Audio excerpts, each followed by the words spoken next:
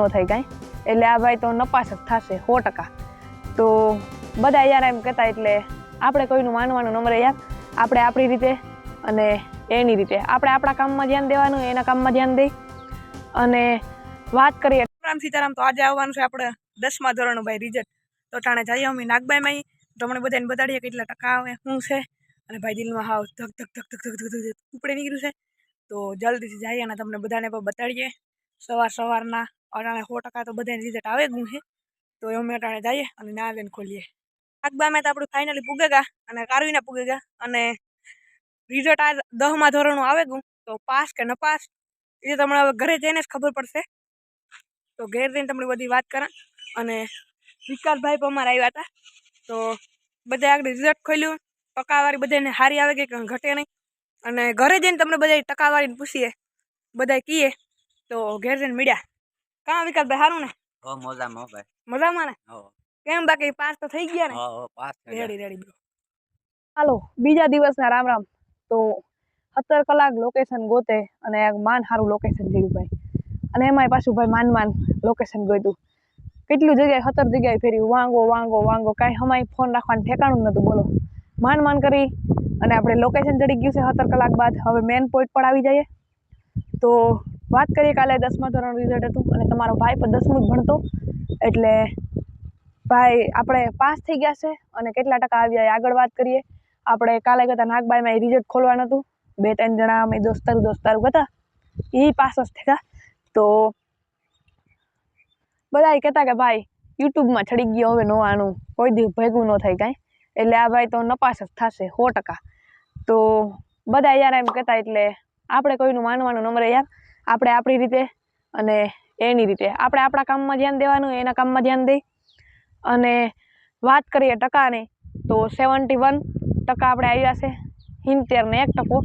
તો 71% આપણે આવ્યા 10મા ધોરણના રિઝલ્ટમાં. અને B1 ગ્રેડ છે. A1માં તો આપણે ન આવીએ, તો B1 ગ્રેડ છે.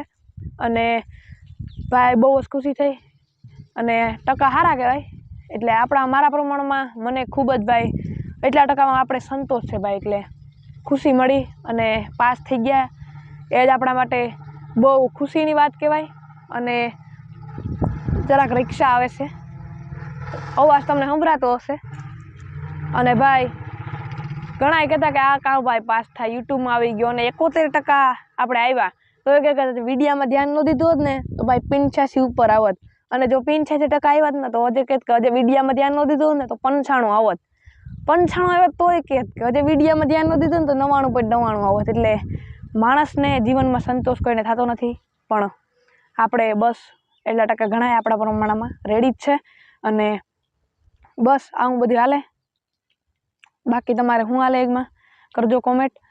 બધા કહેતા કે કેટલામાં ટકા આવ્યા, પાસ થયા કે ન પાસ થયા. અને વાત કરીએ Q&A વિડીયોનો, Q&A વિડીયો પણ આવી જશે. એટલે બધું કરવાનું જ છે ભાઈ. અને વેકેશન છે, નવરા બેઠા છે, એટલે કરીએ કામ હોય પણ થોડું કરીને વિડીયો પછી બનાવીએ. અને બસ મોજ છે ભાઈ. બાકી શું હાલે તમારે બધાને કોમેન્ટ કરજો અને સપોર્ટ તાકાતવાળો આપજો. અને 10મા ધોરણમાં તમારો ભાઈ પાસ, એ પણ સારા ટકે પાસ થયો. હાવ નબળાઈ ન કહેવાય અને હાવ હાઈએસ્ટ પણ ન કહેવાય. તો મારા પ્રમાણમાં મને એટલે બસ હાઈએસ્ટ છે. તો બસ. અને હું જાતો અહીંયા ગામમાં વાલ્મીકી વિદ્યા મંદિર ઘેર, અને ફૂલ સપોર્ટ. તો ઘણા કે વિડીયો બનાવવામાં તમારી મમ્મી પપ્પાનો સપોર્ટ છે, તો ભાઈ ફૂલ સપોર્ટ છે મારે.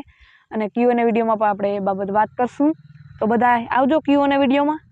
અને એટલા ટકા આવ્યા છે તો મારા શિક્ષકો, મારા માતા પિતા બધાને દિલથી ધન્યવાદ. કારણ કે તમારા બધાથી આપણે એટલા ટકા મેળવી શક્યા છે. બધી ક્રેડિટ મારી સ્કૂલ, મારા મમ્મી પપ્પા, એને બધાને દેશું. તો થેન્ક યુ, ધન્યવાદ. અને બાકી મળશું પાછા નવા વિડીયોની સાથે. ત્યાં સુધી બધાને બાય બાય, ટાટા. અને વિડીયો થોડોક નાનો થાય એટલા માટે હાલો તો અહીંયા જ વિડીયોને એન્ડ કરીએ. ત્યાં સુધી બધાને બાય બાય, ટાટા. અને આપણે એક વાત કહેતા ભૂલી ગયો ભાઈ, આપણો ફોટો છપાઈ ગયો તમારા ભાઈનો. તો ફોટો તમને નાખી દેશે, આમાં આવી જશે. તો ચાલો. અને ઘણા મારા મિત્રો જે 1-2 કંઈ નથી કહેવું, ચાલો પાછા મળશું. અને ભાઈ આમાં આખરે એવું છે યાર, હોશિયાર વિદ્યાર્થી પણ અમુક જણા નપાસ થયા છે. એક મારો મિત્ર છે હોશિયાર હતો તો પણ. ચાલો તો થેન્ક યુ, ધન્યવાદ.